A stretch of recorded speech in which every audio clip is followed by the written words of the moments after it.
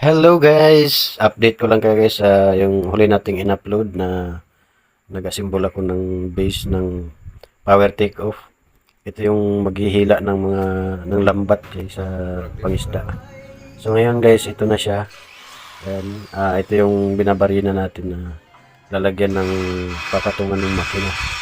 Na siya yung magda-drive dyan sa differential na yan.